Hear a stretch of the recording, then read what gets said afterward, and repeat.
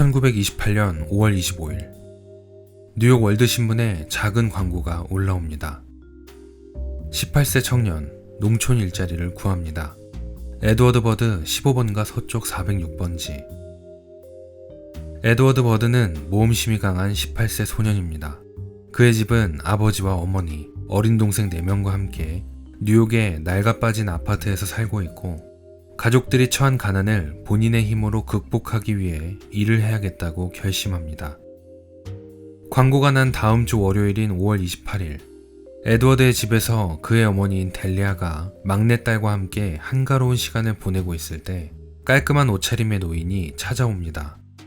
노인은 자신을 롱 아일랜드 파밍데일의 농부로 소개하며 에드워드의 광고를 보고 찾아왔다고 합니다. 델리아는 막내딸인 베아트리스를 시켜 근처에 있는 에드워드를 불러오게 했습니다. 노인은 꽤나 신사적이었고 베아트리스에게 온화한 미소로 심부름값이라며 동전 1개를 주기까지 합니다. 곧 자신의 아들과 함께 일하게 될지도 모르는 사람이기 때문에 알아두는 것이 좋겠다고 생각한 델리아는 에드워드를 기다리는 동안 노인과 마주 앉아 자연스럽게 대화를 이어갑니다. 실내 장식가로 일하며 돈을 모았고 은퇴 후 농장을 꾸렸다는 노인의 목소리는 안정감이 드는 중저음에 매우 상냥했고, 나이에 비해 풍성하고 정돈된 회색 머리카락과 콧수염은 그를 더 온화하고 인자해 보이게 했습니다. 델리아는 그의 모습과 행동에 상당히 흡족해하며 대화를 이어가던 차에 에드워드가 도착했습니다. 노인은 에드워드에게 주 15달러를 주기로 약속하였고, 외로울 수 있으니 에드워드의 친구인 윌리도 함께 고용하겠다고 말하며 신임을 얻습니다. 그는 정중하게 인사하고 토요일에 에드워드와 윌리를 데려가겠다는 약속을 합니다. 하지만 토요일에 노인은 나타나지 않았고 대신 그가 직접 작성한 메모가 도착합니다. 예정됐던 일의 진행이 조금 지연되고 있는 관계로 오늘 찾아뵙는 약속을 부득이하게 지키지 못할 것 같습니다. 내일 꼭 방문드리겠습니다. 그리고 다음날 노인은 에드워드의 집을 방문합니다. 그는 약속을 지키지 못한 선물로 자신의 농장에서 직접 가지고 왔다며 딸기와 신선한 크림치즈 항아리를 건넸습니다. 노인의 신사적인 행동에 델리아가 그를 점심 식사에 초대까지 했기 때문에 집안의 가장인 알버트까지도 아들의 새 고용주와 이야기할 기회를 가지게 되었습니다.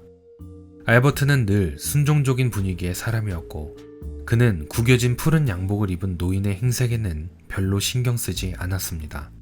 자신의 눈앞에 있는 노인은 신뢰감 있고 품위 있는 사람이었기 때문입니다. 점심 식사를 시작할 무렵 에드워드의 여동생 중 한 명인 10살의 소녀 그레이스가 노래를 흥얼거리며 문을 열고 들어옵니다. 그레이스의 큰 갈색 눈과 짙은 갈색의 머리카락은 그녀의 아름다움을 돋보이게 해주었습니다. 노인은 이 아름다운 소녀로부터 눈을 떼지 못했지만 가족들은 그 사실을 알아채지 못했습니다. 노인은 잠시 뒤에 자신의 조카를 위한 생일 파티에 가기 전에 선물을 사야 한다며 큰 돈다발 한 뭉치를 꺼내고 그레이스에게 돈을 세는 것을 도와달라고 부탁합니다. 가난한 알버트의 가족들은 그가 가지고 다니는 돈의 액수를 보고 깜짝 놀랍니다. 돈은 92달러 50센트예요. 그레이스는 금방 대답했고 노인은 그레이스에게 똑똑하다고 칭찬하며 어린 동생 베아트리스와 캔디를 사 먹으라고 50센트를 줍니다. 그는 조카의 생일 파티에 들렀다가 저녁 때 돌아와 에드워드와 윌리를 데려가겠다고 말했고 집을 나서기 직전 그레이스에게 자신의 조카의 생일 파티에 함께 가지 않겠느냐고 묻습니다. 노인은 그레이스를 잘 돌봐주겠으며 그날 저녁 9시가 되기 전에 집에 데려다 주겠다고 약속합니다. 델리아는 노인의 여동생이 어디에 사느냐고 물었고 그는 자신의 여동생이 137번가 콜럼버스에 있는 아파트에 살고 있다고 대답했지만 그녀는 그레이스를 보내도 좋을지 몰라 주저합니다. 알버트는 그레이스가 이 기회에 상류층의 생일 파티를 경험해보는 게 좋겠다며 부인을 설득합니다. 그렇게 델리아는 그레이스가 가장 좋은 옷을 입는 것을 도와주고 그레이스와 노인을 집 밖으로 배웅하며 두 사람이 거리를 내려가 사라지는 걸 지켜보았습니다. 그날 밤 노인은 아무런 소식이 없었고 그레이스도 돌아오지 않았습니다. 기다림의 밤은 더디게 지나갔고 다음날 아침 가족들은 경찰서를 찾아가 그레이스가 실종되었다고 신고합니다. 경찰은 노인이 자기 여동생이 산다며 말해준 주소가 거짓이라고 알려주었습니다. 그 친절한 노인은 사기꾼이었으며 이름도 농장도 일자리도 모든 것이 거짓이었습니다. 경찰은 일상적인 조사 활동을 시작합니다. 노인이 알버트의 가족에게 말한 모든 것을 확인하고 용의자로 추정되는 모든 아동 성추행범, 정신병자들의 사진을 보여주었지만 아무런 소득이 없었습니다. 그렇게 그레이스는 흔적도 없이 사라졌습니다. 뉴욕 경찰은 그레이스의 사진과 노인의 인상착의를 담은 천여 장의 전단을 전국 각지의 경찰서로 발송했습니다. 유력한 단서도 두 가지 있었습니다. 경찰은 노인이 알버트의 가족에게 보낸 메시지를 작성한 곳이 맨하탄의 웨스턴 유니언 사무실이라는 것을 알아냈고 손으로 쓴 메시지 원본도 발견했습니다. 또한 노인이 알버트의 집에 선물하기 위해 크림치즈를 구매한 노점상도 찾아냅니다. 그러나 그 이후 수사는 큰 진전 없이 사건은 미궁에 빠지게 됩니다. 6년이 지난 1934년 11월 그레이스의 실종 사건은 공식적으로 여전히 수사 중이었으나 사건이 해결될 것이라고 믿는 사람은 없었습니다. 오직 한 사람, 윌리엄 킹이라는 형사만이 수사를 계속 진행하고 있었습니다. 그는 사건에 대해 한 가지 묘책을 생각해냅니다. 다음날 윌리엄은 월터 윈첼이라는 칼럼니스트를 만나서 이번 칼럼에 그레이스 실종 사건을 내달라고 부탁합니다. 그레이스는 6년 전 실종 당시 8살이었다. 실종사건 수사본부는 이 사건을 4주 안에 종결짓거나 종결을 검토할 것으로 보인다. 사실상 그레이스의 실종사건은 미해결 사건으로 종결될 것으로 예상된다. 윌리엄 형사의 예상대로 범인은 이 칼럼의 떡밥을 덥석 물었습니다. 약 열흘 뒤 델리아 부인 앞으로 편지 한 통이 배달되었는데 다행히 부인은 문맹이었기 때문에 아들 에드워드가 대신 편지를 읽고는 즉시 윌리엄 형사에게로 찾아갔습니다. 편지의 내용은 극도로 야만적이었습니다. 친애하는 버드 부인께 1894년 제 친구 하나가 존 데이비스 선장이 이끄는 증기선 타크마호에서 선원으로 일하고 있었습니다. 그들은 샌프란시스코를 떠나 홍콩으로 항해했는데 도착 후 제 친구는 동료 2명과 함께 육지에 올라가 술을 마셨죠. 그리고 돌아왔을 때 배는 이미 떠나고 없었습니다. 당시 중국은 기근에 시달리고 있었고 고기라는 건 종류를 막론하고 한 파운드당 1달러에서 3달러 정도는 줘야만 살 수 있었습니다. 가난한 사람들의 고통은 너무도 심한 것이어서 그들은 결국 굶어 죽지 않기 위해 12살 미만의 아이들을 음식거리로 내다 팔았습니다. 어린아이들은 안심하고 길을 다닐 수가 없었죠. 제 친구 존은 그곳에 머무르며 인육의 맛을 알게 되었습니다. 뉴욕으로 돌아오면서 그는 각각 7살과 11살 소년 2명을 몰래 잡아서 데려왔습니다. 자기 집에 데려가 옷을 벗기고는 묶어서 옷장 속에 가두었죠. 그리고 아이들의 소지품은 모두 태웠습니다. 친구는 우선 11살짜리 아이를 먼저 살해한 다음 인육을 먹었으며 다음 차례는 7살 아이였습니다. 당시 저는 100번가 동쪽 409번지, 그러니까 바로 옆에 살고 있었습니다. 친구는 사람 고기가 얼마나 맛있는지를 종종 말해주었고 저도 한번 먹어봐야겠다고 결심하게 되었죠. 제가 방문했던 그날 그레이스를 파티에 데려가겠다고 했을 때 아이에게 가도 좋다고 허락한 건 부인입니다. 저는 미리 준비해둔 웨스트체스터의 빈집에 아이를 데려갔죠. 저는 위층으로 올라가서 옷을 모두 벗었습니다. 안 그러면 아이의 피가 옷에 묻을 테니까요. 준비가 끝나자 저는 창문으로 가서 정원에서 꽃을 꺾고 있던 그레이스를 불렀습니다. 그레이스는 저의 벗은 몸을 보자마자 울음을 터뜨리더니 계단 쪽으로 달려가 도망치려 하더군요. 제가 잡아 끌자 엄마에게 이르겠다고 말했죠. 저는 목을 졸라 아이를 죽인 후 집으로 옮기기 편하도록 시신을 여러 조각으로 잘랐습니다. 그리고 요리해서 먹었죠. 다 먹어치우는데 9일 걸리더군요. 아이를 겁탈할 수도 있었지만 그렇게 하지 않았습니다. 따님은 처녀로 죽은 겁니다. 아무도 이 편지의 내용이 사실이라고 믿으려 하지 않았습니다. 그러나 윌리엄 형사는 버드 가족과의 만남에 대한 편지의 세부 내용이 정확하다는 사실을 깨닫고 편지의 필체 또한 6년 전에 늙은 유괴범이 웨스턴 유니언 직원을 통해 보냈던 편지의 필체와 일치한다는 것을 알았습니다. 또한 편지 봉투는 중요한 단서가 되었습니다. 봉투에 찍힌 육각형의 작은 문장에는 NYPCBA라는 6글자가 들어있었는데 이는 뉴욕 민간 택시기사 복지연합회의 약자였습니다. 연합회 회장의 도움으로 회원들을 대상으로 한 긴급회의가 소집되었습니다. 윌리엄 형사는 회원들에게 연합회의 편지지와 봉투 등을 사적으로 이용한 사람이 있으면 말해달라고 요청했습니다. 그러자 건물의 젊은 관리인이 앞으로 나와 자신이 편지지와 봉투 몇 장을 자기 집으로 가져갔었다고 실토했습니다. 가져간 곳은 52번가 동쪽 200번지에 위치한 낡은 하숙집이었습니다. 하숙집 여주인은 노인의 인상착의를 듣고 깜짝 놀랍니다. 그 집에서 2달간 살았던 노인의 모습과 너무나 흡사했기 때문입니다. 노인은 불과 이틀 전에 하숙집을 떠난 상태였습니다. 노인의 이름은 알버트 피쉬. 노스캐롤라인에서 일하는 아들이 자신에게 편지를 보내올 것이라고 여주인에게 말한 적이 있었습니다. 노인의 아들은 늙은 아버지에게 정기적으로 돈을 보내고 있었습니다. 마침내 우체국에서 알버트 피쉬를 수신인으로 하는 편지를 가로챌 수 있었고 1934년 12월 13일 여주인은 윌리엄 형사에게 알버트 피쉬가 편지를 찾으러 하숙집에 와 있다고 전화합니다.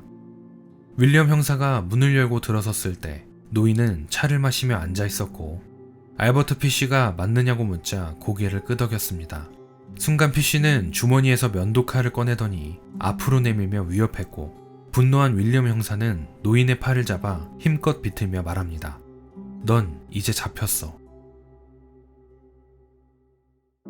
알버트 피쉬.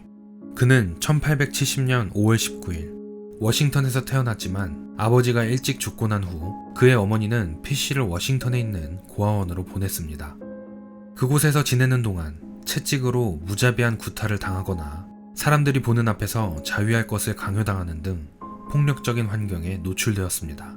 그렇게 고아원에서 2, 3년을 지낸 후에 피쉬는 다시 어머니에게로 돌아가 생활하게 됩니다. 하지만 경제적으로 어려운 그의 어머니에게 정상적인 훈육을 받을 수 없었고 철저한 무관심 속에 그는 점점 정신적으로 피폐해지면서 이미 어릴 적부터 고통의 쾌락을 느끼며 평범하지 못했던 자신을 그대로 방치한 채 자라게 됩니다.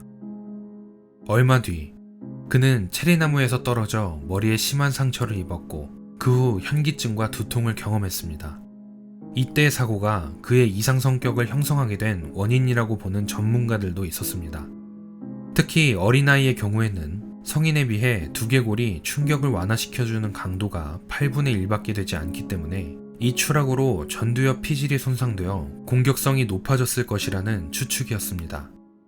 페인트공이나 자벽부로 공사 현장에서 일하던 26살의 알버트 피쉬는 19살의 여자와 결혼했지만 피쉬의 아내는 바람이 나게 되는데 그 상대는 자기 집에서 하숙하던 자벽부였습니다. 그는 그 사실을 알고 괴로워한 것이 아니라 출근하는 척 나갔다가 집에 몰래 숨어들어 아내와 하숙남의 정사 장면을 몰래 훔쳐보기도 했습니다. 그런 행위가 지겨워질 때쯤 피쉬는 아내에게 그 사내와의 관계를 정리할 것을 요구했지만 아내는 오히려 자기가 낳은 아이들이 자야 할 매트리스까지 모두 가지고 사라졌습니다. 그 후 자학행위는 점점 심해졌고 못이 여러 개 박힌 몽둥이로 자신을 때려달라고 동거녀들에게 부탁한다거나 인두와 부직갱이를 사용해 끊임없이 자신의 몸을 지져대거나 수많은 바늘들을 자신의 몸속으로 꽂아 넣기도 했습니다. 바늘의 대부분은 생식기 근처에 꽂아 넣었는데 그는 간혹 바늘을 빼는 것을 그만두었고 몇 날 며칠을 돌아다니다가 바늘들이 몸속 안으로 들어가 빼낼 수 없는 지경에 이르게 되었는데도 피쉬는 전혀 개의치 않았다고 합니다. 훗날 그의 말을 들은 법정은 진짜인지 가늠하기 위해 의사를 불러 엑스레이를 찍게 했는데 그의 골반 부위에는 약 29개의 바늘이 발견됩니다. 알버트 피쉬는 맨하탄과 웨스트체스터 두 지역에서 기소되었습니다. 먼저 웨스트체스터 지역이 피쉬를 1급 살인 혐의로 기소했고 맨하탄 지역은 그를 유괴 혐의로 기소했습니다. 한편 경찰은 그레이스의 유괴 살인 사건 이외에도 수사에 큰 진전을 보았습니다. 그가 그레이스 외에도 어린아이들을 유괴하여 살해한 증거가 발견되었기 때문입니다. 피쉬의 신문 결과와 여러가지 증언들 그리고 다양한 혐의로 기소를 당했기 때문에 알버트 피쉬가 무죄 판결을 받을 가능성은 거의 없었습니다. 그가 사형 판결을 피할 유일한 방법은 정신과 의사나 법의학자들이 그를 정신병자라고 진단하기를 기대하는 것뿐이었습니다. 프레드릭 워던 박사는 자신의 저서 폭력의 발현을 통해 알버트 피쉬와 감옥에서 가진 첫 만남을 묘사하고 있습니다. 박사는 피쉬가 얼마나 유순하고 신사적이고 인자하고 공손하게 보이는지 깜짝 놀라고 말았습니다. 박사는 이렇게 말했습니다. 만일 당신이 당신 자녀를 맡길 사람을 구한다면 피쉬는 분명 그 대상으로 선택될 사람이었다. 그는 때로는 양면적으로 자신을 옹호하는 발언을 하기도 했으나 내가 한 일은 분명히 옳은 일입니다. 만약 아니었다면 천사가 나를 가로막았을 겁니다. 성서에서 천사가 아브라함이 제 아들을 제물로 바치지 못하게 막았던 것처럼 말입니다. 나는 하늘과 소통하는 유일한 사람입니다. 라며 정신 이상으로 보여질 법한 말을 했습니다. 워던 박사는 피쉬의 비교 불가능한 사악함이 정신의학 역사와 범죄 문학을 통틀어 독보적인 위치에 있다고 생각했습니다. 피쉬는 그에게 말했습니다. 나는 언제나 타인에게 고통을 주고 싶은 욕망과 타인이 나에게 고통을 주었으면 하는 욕망을 가지고 있었습니다. 고통을 주는 건 무엇이든 재밌어 보였죠. 또한 피쉬는 워던 박사에게 자신이 오랜 기간에 걸쳐 아이들을 먹었으며 그 수가 최소 100명이라고 말했습니다. 피쉬는 돈이나 캔디로 아이들을 꼬시곤 했습니다. 그는 주로 흑인 아이들을 노렸는데 흑인 아이들은 설령 다치거나 실종되더라도 경찰이 별로 신경 쓰지 않을 것이라 믿었기 때문입니다. 피쉬의 재판은 그레이스 버드에 대한 계획살인 혐의로 1930년 3월 11일 뉴욕주 화이트 플레인 법정에서 시작되었습니다.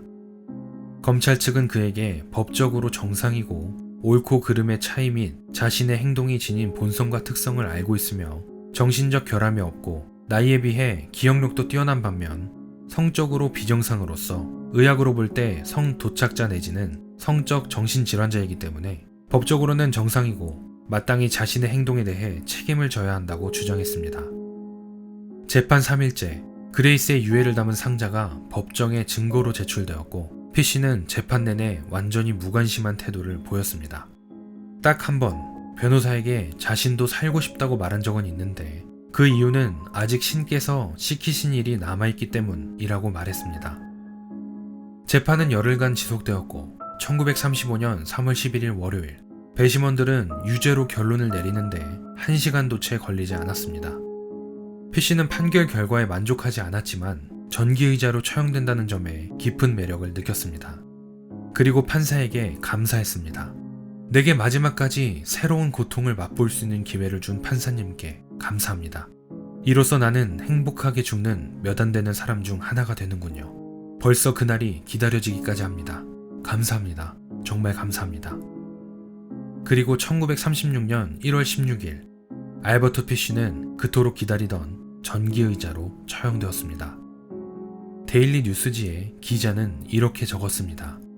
자신의 변태적 욕구를 만족시키기 위해 종종 자기 살을 지질 때 쓰던 불길보다 더 강력한 열기로 타오르게 될 것임을 생각하자 그의 축축한 두 눈은 순간 번뜩였다.